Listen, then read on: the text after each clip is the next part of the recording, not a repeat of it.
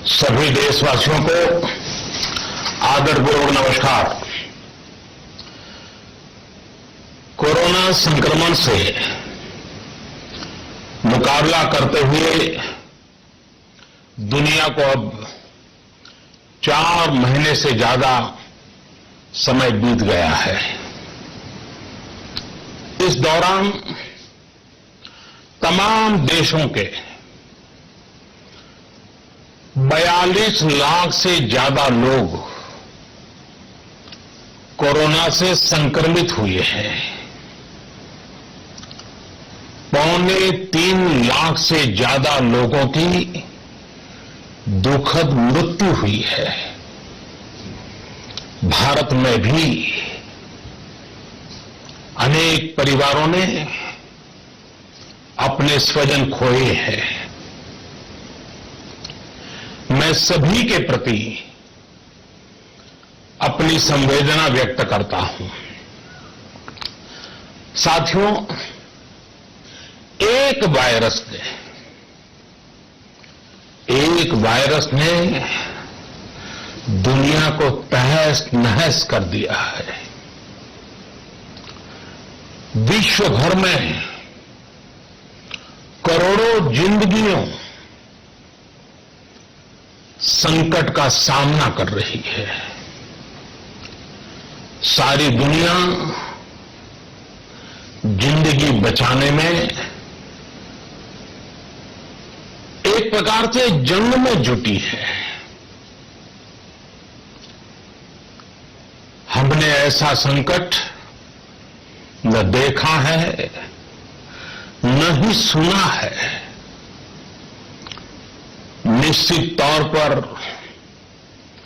मानव जाति के लिए ये सब कुछ अकल्पनीय है। ये क्राइसिस अभूतपूर्व है, लेकिन थकना, हारना, टूटना, बिखरना मानव को मंजूर नहीं है। सतर्क रहते हुए ऐसी जंग के सभी नियमों का पालन करते हुए अब हमें बचना भी है और आगे बढ़ना भी है। आज जब दुनिया संकट में है, तब हमें अपना संकल्प और मजबूत करना होगा। हमारा संकल्प इस संकट से भी विराट होगा। साथियों, हम पिछली शताब्दी से ही लगातार सुनते आए हैं कि 21वीं सदी हिंदुस्तान की है। हमें कोरोना से पहले की दुनिया को, वैश्विक व्यवस्थाओं को विस्तार से देखने समझने का मौका मिला है। कोरोना संकट के बाद भी दुनिया में जो स्थितियां बन रही हैं, उसे भी हम निरंतर देख रहे हैं। जब इन दोनों कालखंडों को भारत के नजरिए से देखते हैं, तो लगता है कि 21वीं सदी भारत की हो, ये हमारा सपना ही नहीं, ये हम सभी की जिम्मेदारी भी है। लेकिन इसका मार्ग क्या हो? विश्व की आज की स्थिति हमें सिखाती है कि इसका मार्ग एक ही है, आत्मनिर्भर भारत। हमारे यहां शास्त्रों में कहा गया है, एषः पंथः, यानी यही रास्ता है आत्मनिर्भर भारत। साथियों,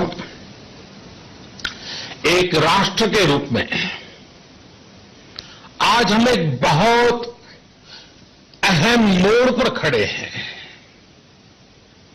इतनी बड़ी आपदा भारत के लिए एक संकेत लेकर आई है, एक संदेश लेकर आई है, एक अवसर लेकर आई है।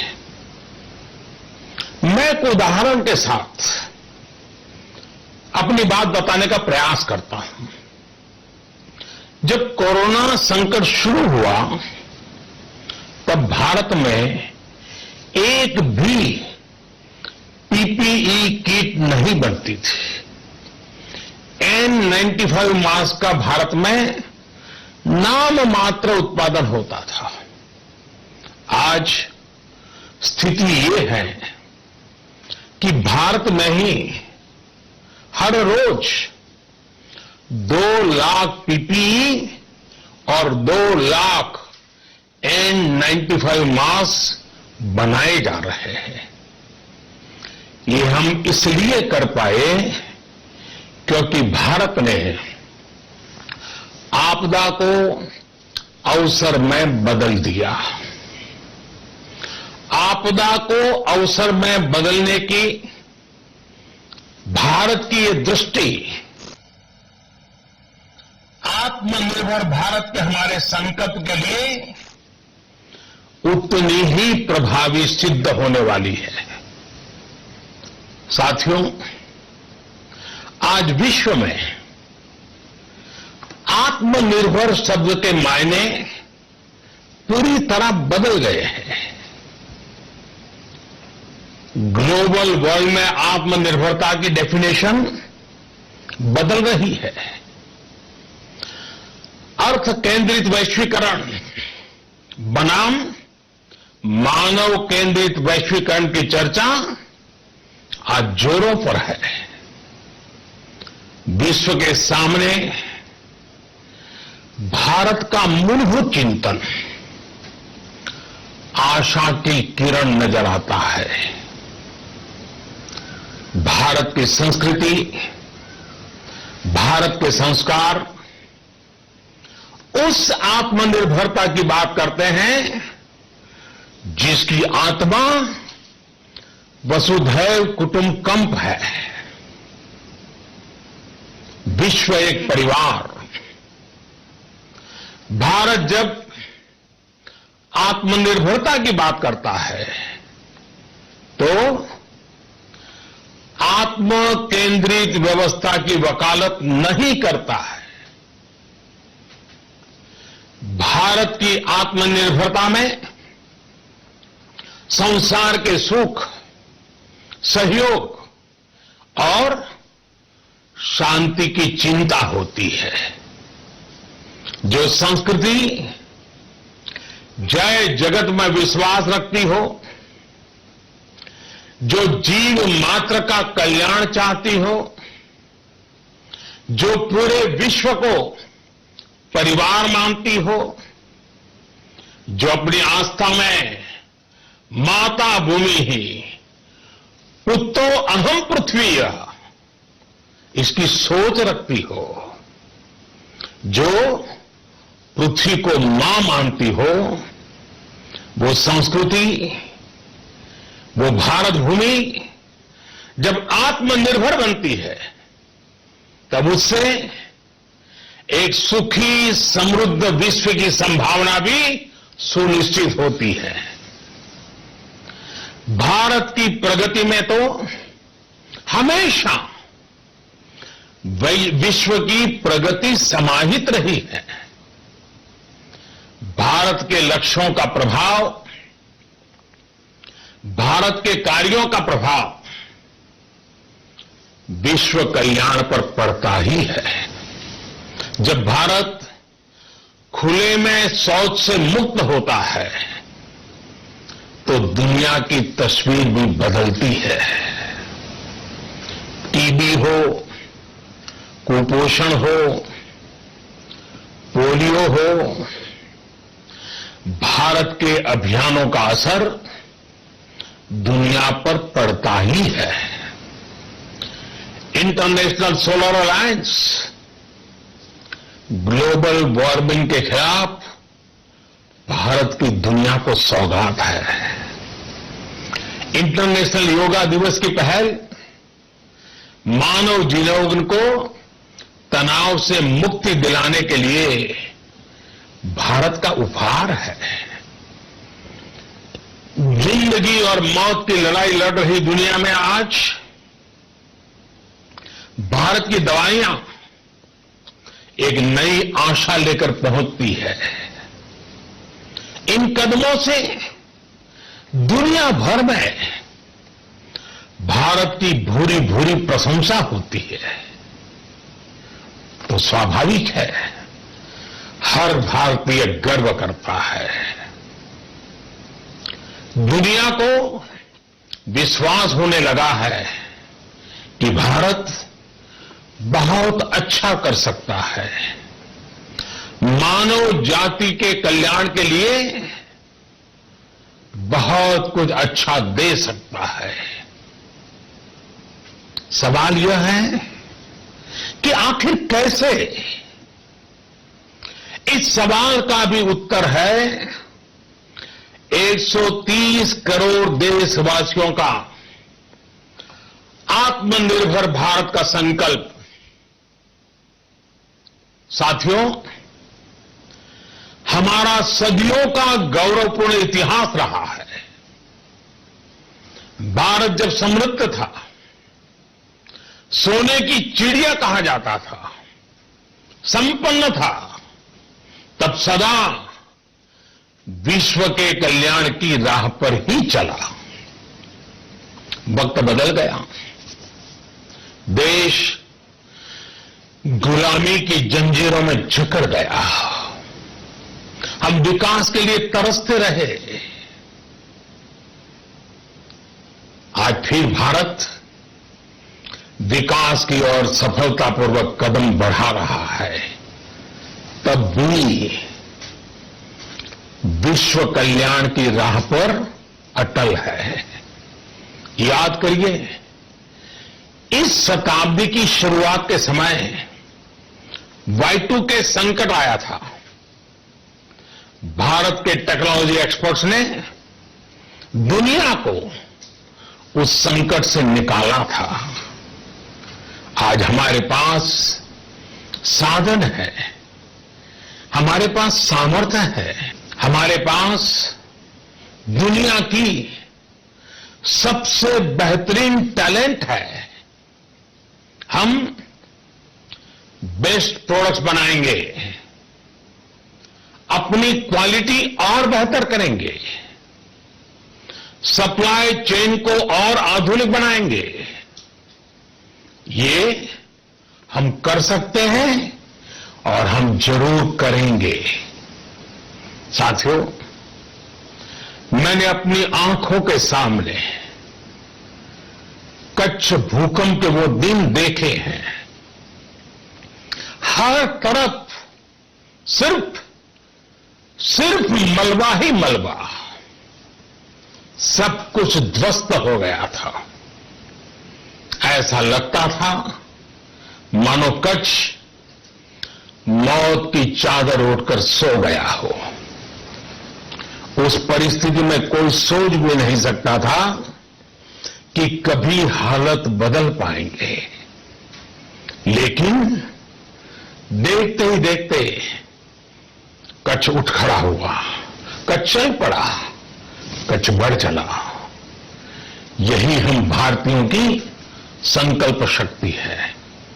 हम ठान लें तो कोई लक्ष्य असंभव नहीं, कोई राह मुश्किल नहीं।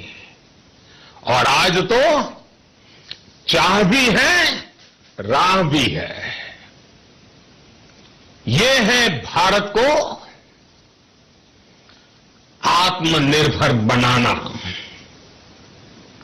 भारत की संकल्प शक्ति ऐसी है कि भारत आत्मनिर्भर बन सकता है। साथियों, आत्मनिर्भर भारत की ये भव्य इमारत 5 पिलर्स पर खड़ी होगी। पहला पिलर इकोनॉमी। एक ऐसी इकोनॉमी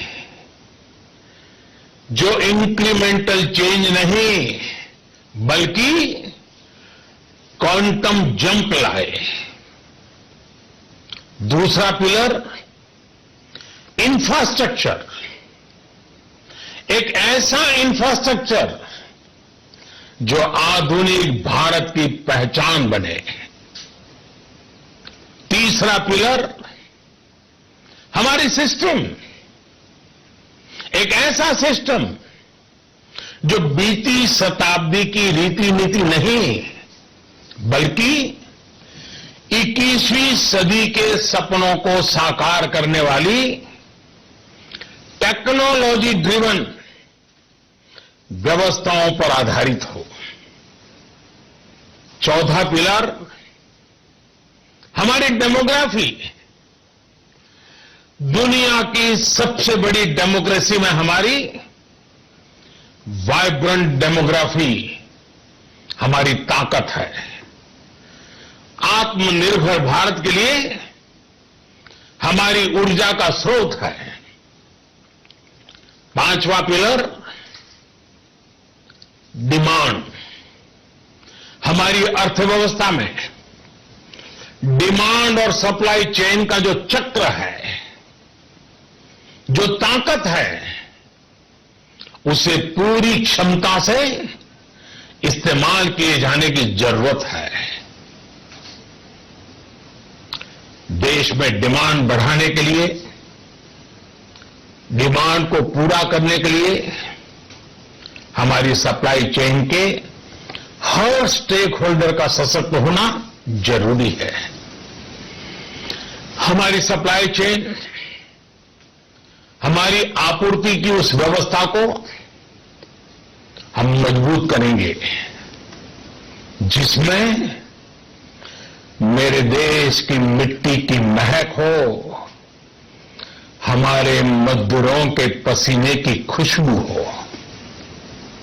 साथियों, कोरोना संकट का सामना करते हुए नए संकल्प के साथ मैं आज एक विशेष आर्थिक पैकेज की घोषणा कर रहा हूं। यह आर्थिक पैकेज आत्मनिर्भर भारत अभियान, आत्मनिर्भर भारत अभियान की अहम कड़ी के तौर पर काम करेगा। साथियों, हाल में सरकार ने कोरोना संकट से जुड़ी जो आर्थिक घोषणाएं की थी, जो रिजर्व बैंक के फैसले थे और आज जिस आर्थिक पैकेज का ऐलान हो रहा है, उसे जोड़ दें तो ये करीब करीब 20 लाख करोड़ रुपए का है। 20 लाख करोड़ रुपए का है। ये पैकेज भारत की जीडीपी का करीब करीब 10% है। इन सबके जरिए देश के विभिन्न वर्गों को आर्थिक व्यवस्था की कड़ियों को 20 लाख करोड़ रुपए का संबल मिलेगा, सपोर्ट मिलेगा। 20 लाख करोड़ रुपए का एक पैकेज 2020 में देश की विकास यात्रा को 20 लाख 2020 में आत्मनिर्भर भारत अभियान को एक नई गति देगा।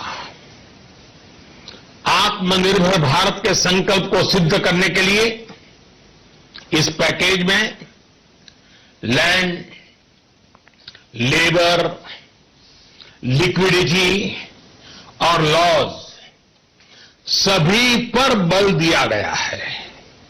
ये आर्थिक पैकेज हमारे कुटीर उद्योग, गृह उद्योग, हमारे लघु मंझोले उद्योग, हमारे एमएसएमई के लिए हैं, जो करोड़ों लोगों की आजीविका का साधन है, जो आत्मनिर्भर भारत के हमारे संकल्प का मजबूत आधार है। ये आर्थिक पैकेज देश के उस श्रमिक के लिए है, देश के उस किसान के लिए है, जो हर स्थिति, हर मौसम में देशवासियों के लिए दिन रात परिश्रम कर रहा है। ये आर्थिक पैकेज हमारे देश के मध्यम वर्ग के लिए है, जो ईमानदारी से टैक्स देता है, देश के विकास में अपना योगदान देता है। ये आर्थिक पैकेज भारतीय उद्योग जगत के लिए है, जो भारत के आर्थिक सामर्थ्य को बुलंदी देने के लिए संकल्पित है। कल से शुरू करके आने वाले कुछ दिनों तक वित्त मंत्री जी द्वारा आपको आत्मनिर्भर भारत अभियान से प्रेरित इस आर्थिक पैकेज की विस्तार से जानकारी दी जाएगी। साथियों, आत्मनिर्भर भारत बनाने के लिए बोल्ड रिफॉर्म्स की प्रतिबद्धता के साथ अब देश का आगे बढ़ना अनिवार्य है। आपने भी अनुभव किया है कि बीते 6 वर्षों में जो रिफॉर्म्स हुए, उनके कारण आज संकट के इस समय भारत की व्यवस्थाएं अधिक सक्षम, अधिक समर्थ नजर आई है। वरना कौन सोच सकता था कि भारत सरकार जो पैसे भेजेगी वो पूरा का पूरा गरीब की जेब में, किसान की जेब में पहुंच पाएगा। लेकिन ये हुआ, वो भी तब हुआ जब तमाम सरकारी दफ्तर बंद थे, ट्रांसपोर्ट के साधन बंद थे। जनधन, आधार, मोबाइल, जेएम की त्रिशक्ति से जुड़ा सिर्फ एक रिफॉर्म था, जिसका असर हमने अभी देखा। अब रिफॉर्म्स के उस दायरे को व्यापक करना है, नई ऊंचाई देनी है। ये रिफॉर्म्स खेती से जुड़ी पूरी सप्लाई चेन में होंगे, ताकि किसान भी सशक्त हो और भविष्य में कोरोना जैसी किसी दूसरे संकट में कृषि पर कम से कम असर हो। ये रिफॉर्म्स रेशनल टैक्स सिस्टम, सरल और स्पष्ट नियम कानून, उत्तम इंफ्रास्ट्रक्चर, समर्थ और सक्षम ह्यूमन रिसोर्सेज और मजबूत फाइनेंशियल सिस्टम के निर्माण के लिए होंगे। ये रिफॉर्म्स बिजनेस को प्रोत्साहित करेंगे, निवेश को आकर्षित करेंगे और मेक इन इंडिया के हमारे संकल्प को सशक्त करेंगे। साथियों, आत्मनिर्भरता, आत्मबल और आत्मविश्वास से ही संभव है। आत्मनिर्भरता ग्लोबल सप्लाई चेन में कड़ी स्पर्धा के लिए भी देश को तैयार करती है और आज ये समय की मांग है कि भारत हर स्पर्धा में जीते, ग्लोबल सप्लाई चेन में बड़ी भूमिका निभाए। इसे समझते हुए आर्थिक पैकेज में अनेक प्रावधान किए गए हैं। इससे हमारे सभी सेक्टर्स की एफिशिएंसी बढ़ेगी और क्वालिटी भी सुनिश्चित होगी। साथियों, ये संकट इतना बड़ा है कि बड़ी से बड़ी व्यवस्थाएं हिल गई हैं। लेकिन इन्हीं परिस्थितियों में हमने, देश ने हमारे गरीब भाई बहनों की संघर्ष शक्ति, उनकी संयम शक्ति का भी दर्शन किया है। खासकर हमारे जो रेहड़ी वाले भाई बहन हैं, ठेला लगाने वाले हैं, पटरी पर सामान बेचने वाले हैं, जो हमारे श्रमिक साथी हैं, जो घरों में काम करने वाले भाई बहन हैं, उन्होंने इस दौरान बहुत कष्ट झेले हैं, तपस्या की है, त्याग किया है। ऐसा कौन होगा जिसने उनकी अनुपस्थिति को महसूस नहीं किया?